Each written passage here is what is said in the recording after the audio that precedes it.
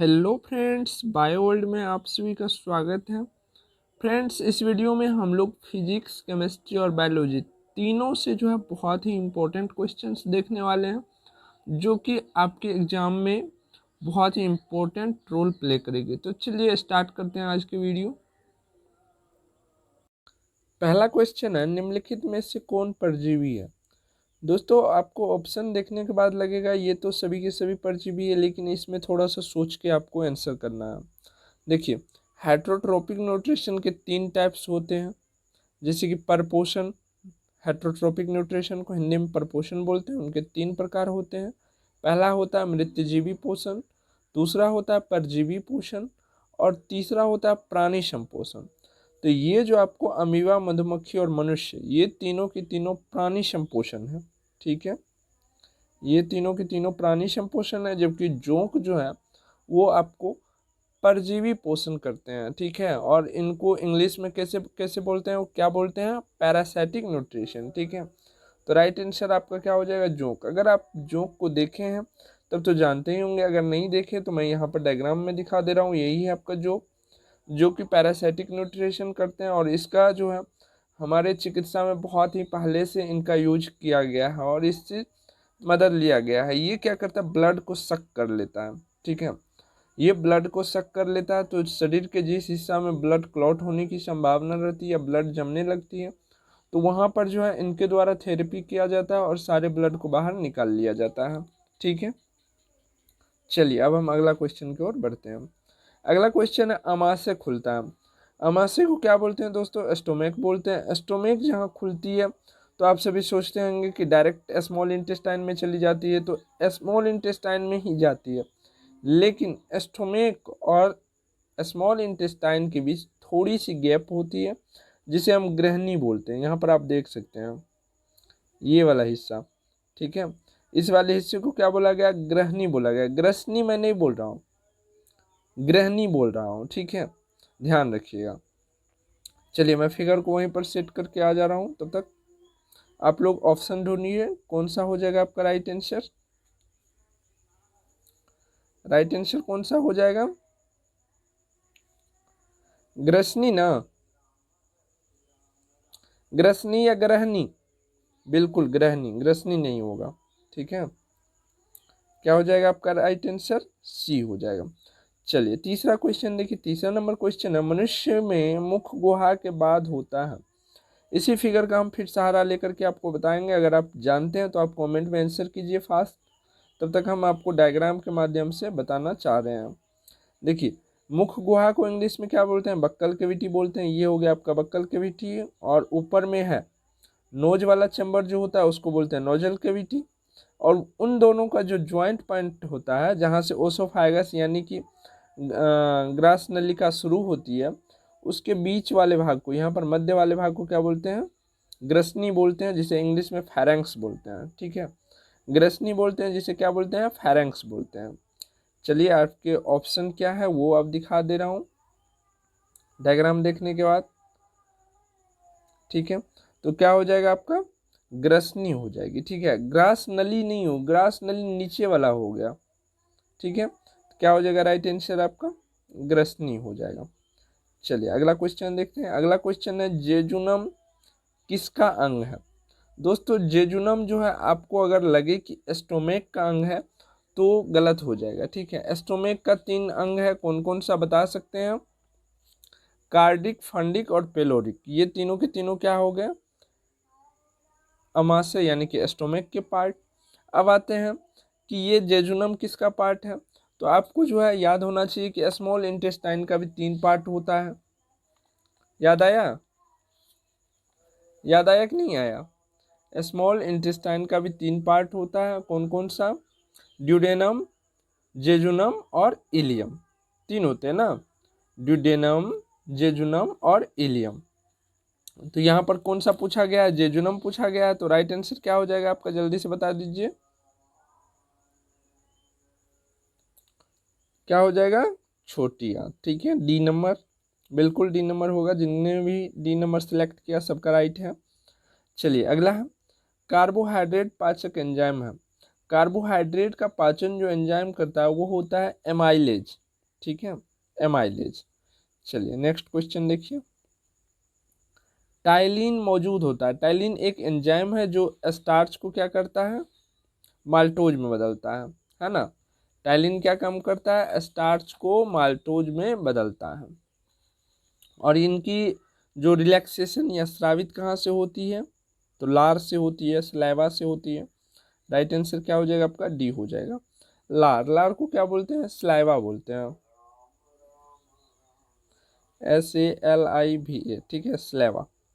Saliva दोस्तों मुख में होती है और ये 3 जोड़ी होती है, ठीक है। इनका नाम अगर बोले तो पेरेटिड ग्लैंड, सबमेंडिबुलर और सबलिंगुअल, ये 3 होते हैं, 3 जोड़ी में होते हैं, ठीक है। तो टोटल कितने हो गए, 6 हो गए। और ये प्रतिदिन 1.5 लीटर लार निकलता है इनसे, ठीक। इन तीनों ग्रंथियों से मिला करके 1.5 लीटर लार निकलता है, जिसमें जो है 99% भाग जल होता है।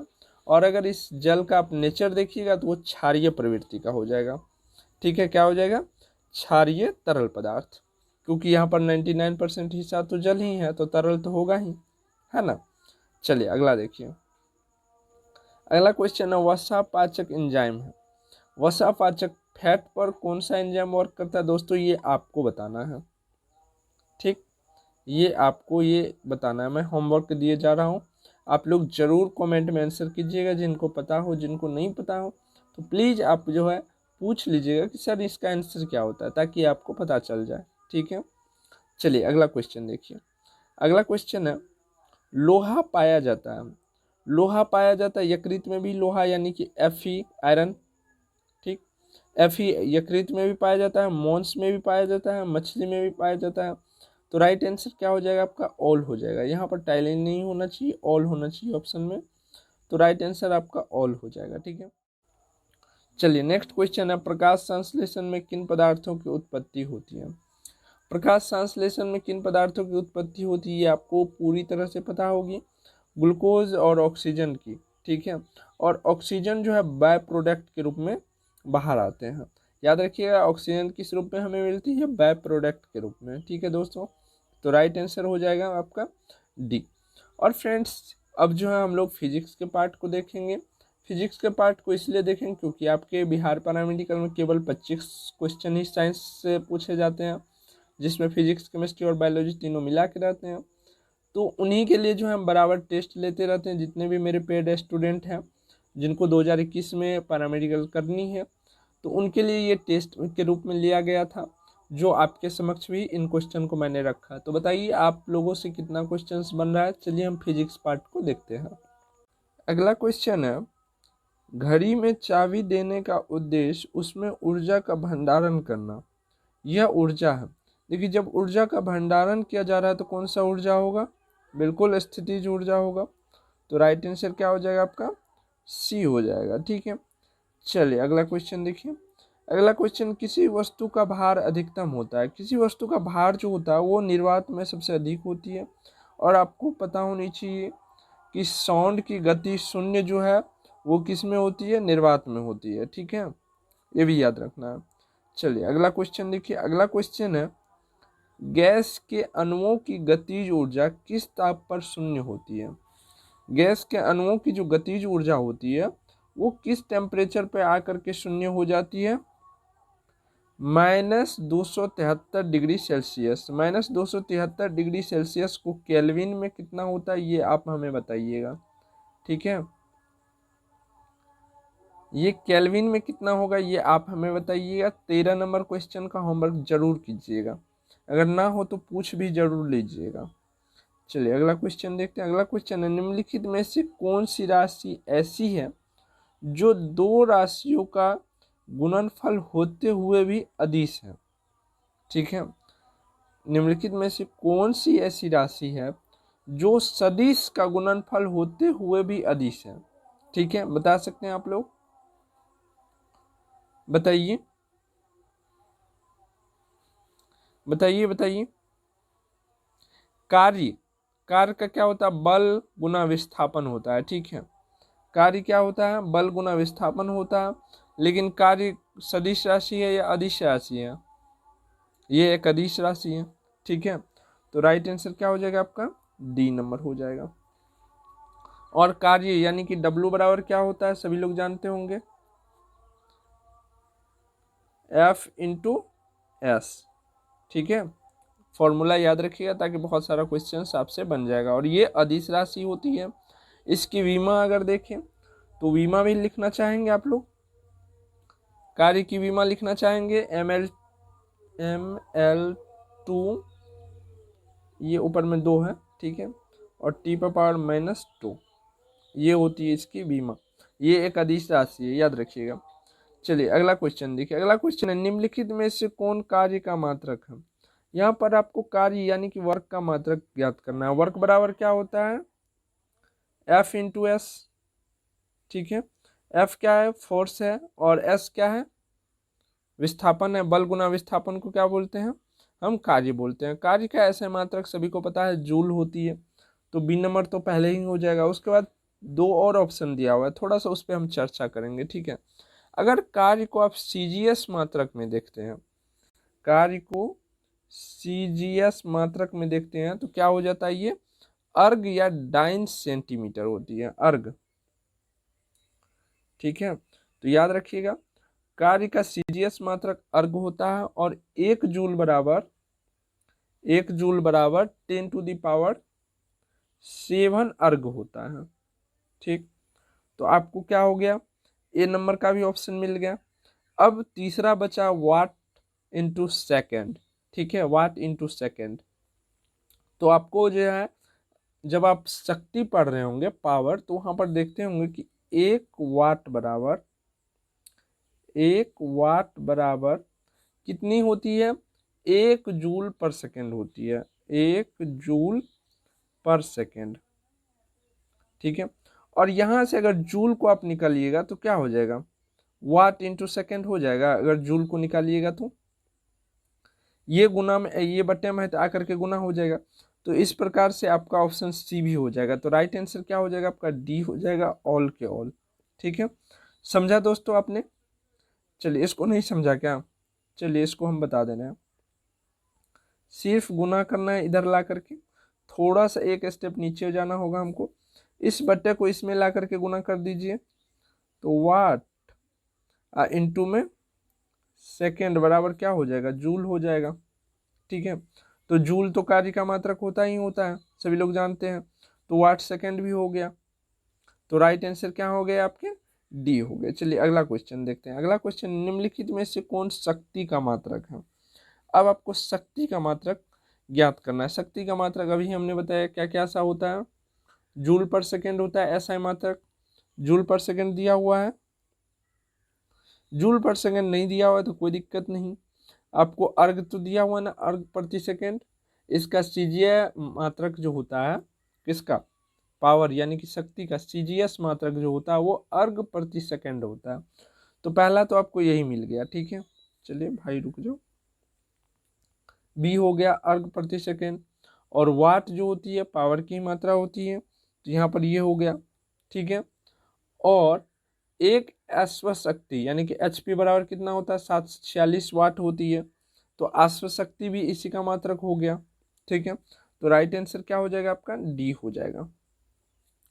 चलिए, यहाँ पर अगला क्वेश्चन पूछा गया है, एक अश्व शक्ति का मान होता है। दोस्तों अभी हमने आपको बताया कि अश्व शक्ति के बारे में, HP। ठीक है, हॉर्स पावर जिसको बोलते हैं, हॉर्स को ही हिंदी में अश्व बोलते हैं। जल्दी से इसका प्यारा सा आंसर बता दीजिएगा। और ये आपका तीसरा होमवर्क हो चुका है। सभी लोग कमेंट में आंसर जरूर बताइएगा। ठीक है, और वीडियो आपको अच्छी लगे, क्वेश्चन अच्छी लगे तो आप लाइक जरूर किया कीजिए क्वेश्चन को, ताकि हम अगला भी क्वेश्चन आपके लिए बराबर लाते रहें। चलिए अब केमिस्ट्री पार्ट से क्वेश्चन देखते हैं। निम्नलिखित में से कौन कोलाइडी विलियन नहीं है। निम्न में से कौन जो है वो कोलाइडी विलियन नहीं है, ये आपको बताना है। बादल जो है एक कोलाइडी विलियन है, वायु भी कोलाइडी विलियन है, कुहासा भी कोलाइडी विलियन है, लेकिन हीमोग्लोबिन जो है वो कोलाइडी विलियन नहीं है। तो आपका राइट आंसर क्या हो जाएगा, बी हो जाएगा। ठीक है, राइट आंसर क्या हो जाएगा आपका, बी हो जाएगा। चलिए मैं थोड़ा सा पेन को चेंज कर ले रहा हूँ, तब तक आप लोग नेक्स्ट क्वेश्चन देखिए। नेक्स्ट क्वेश्चन है, निम्नलिखित मिश्रण में कौन विलियन है। विलियन को सभी लोग जानते होंगे। अगर आप रक्त को मारते हैं तो गलत हो जाएगा, अगर रक्त को आप माइक्रोस्कोप से देखिएगा तो इनमें पार्टिकल्स दिखाई पड़ेंगे, आरबीसी, डब्ल्यूबीसी, प्लेटलेट्स। वही अगर आप सॉफ्ट ड्रिंक को कितना भी माइक्रोस्कोप से देखिए तो कोई भी पार्टिकल्स उनके अंदर नहीं दिखाई पड़ेगा, ठीक है। तो राइट आंसर क्या हो जाएगा आपका, डी हो जाएगा।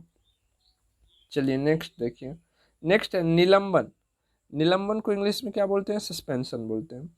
तो सस्पेंशन के कणों का आकार यानी कि व्यास पूछ रहा है, ठीक है। कणों का आकार मतलब व्यास पूछ रहा है। तो व्यास जब भी पूछे तो 10⁻⁻5 पावर में -5 सेंटीमीटर से अधिक होगा, ठीक है। अगर मीटर में पूछते तो 10⁻8 -8 मीटर हो जाएगा, ठीक है। तो मीटर में पूछेगा तो बढ़ जाएगा। चलिए नेक्स्ट क्वेश्चन देखिए, नेक्स्ट क्वेश्चन है आपके सामने, निम्नलिखित में से कौन विलियन है। सभी लोग जानते होंगे कौन सा विलियन है, बताइएगा इनका आंसर। चलिए अगला क्वेश्चन देखिए, अगला क्वेश्चन है, वह कोलाइडी अवस्था जिसमें वायु प्रक्षेपण माध्यम हो, वायु जो है प्रक्षेपण माध्यम हो कहलाती है। वायु जब प्रक्षेपण माध्यम होगा तो क्या कहलाएगा, बता सकते हैं आप लोग, बताइए। एरोसोल कहलाएगा, ठीक है। जब वायु प्रक्षेपण का माध्यम होगा तो क्या कहलाएगा, एरोसोल कहलाएगा। चलिए अगला क्वेश्चन देखिए, अगला क्वेश्चन है, कोलाइडी विलयन में कणों का टेढ़े मेढ़े मार्गों से गमन करना कहलाती है। कोलाइडी विलयन में जो है ऐसे ऐसे मोशन करते रहते हैं जिसे जिगजैग या ब्राउनियन गति कहते हैं, ठीक है। जिगजैग मोशन करते हैं जिसे ब्राउनियन गति कहते हैं। राइट आंसर क्या हो जाएगा आपका, बी हो जाएगा। चलिए नेक्स्ट क्वेश्चन दिए हुए थे हम, नॉमरिकल टाइप क्वेश्चन दिए हुए थे, इनका आंसर कितना आया था आप लोगों को। क्वेश्चंस क्या है, किसी पदार्थ का 0.5 ग्राम किसी विलायक के 25 ग्राम में घुला हुआ है। विलियन में पदार्थ की मात्रा, पदार्थ को हम जो है सोल्यूट मान लेते हैं, सोल्यूट, ठीक है। पदार्थ को हमने क्या मान लिया, सोल्यूट मान लिया। सोल्यूट का मात्रा हमेशा ही कम होता है। और विलायक जिसको क्या बोलते हैं इंग्लिश में, सॉल्वेंट बोलते हैं, ठीक है, सॉल्वेंट बोलते हैं। और दोनों मिलकर के क्या बन जाता है, सॉल्यूशन बन जाता है, सॉल्यूशन बन जाता है, ठीक है।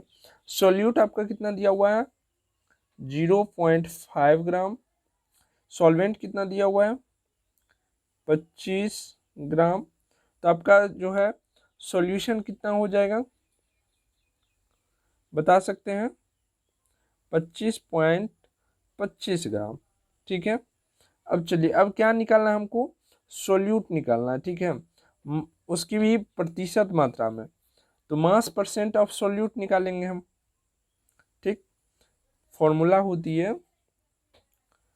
मास परसेंट ऑफ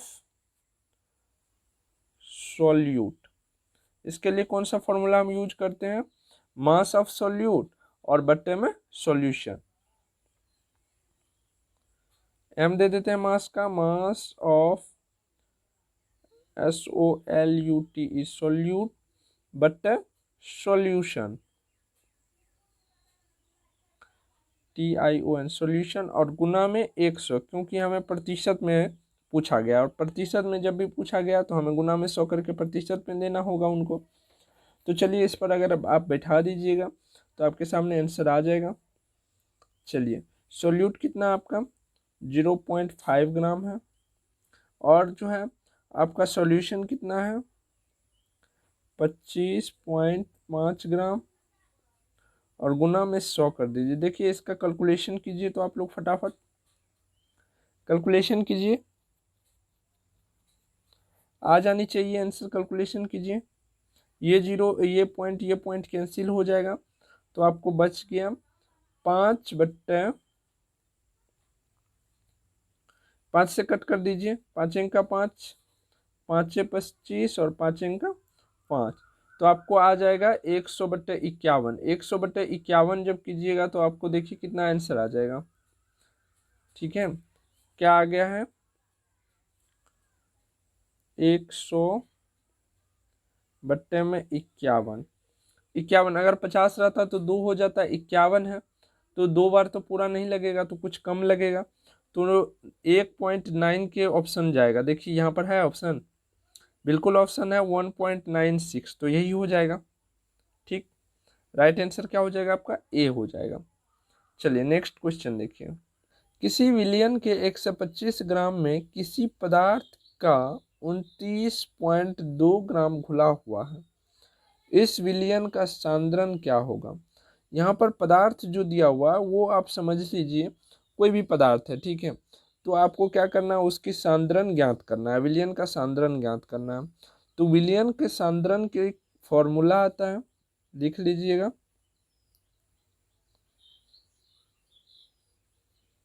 विलयन का ये वाला नो नहीं होता, ये वाला होता है, ठीक। सांद्रण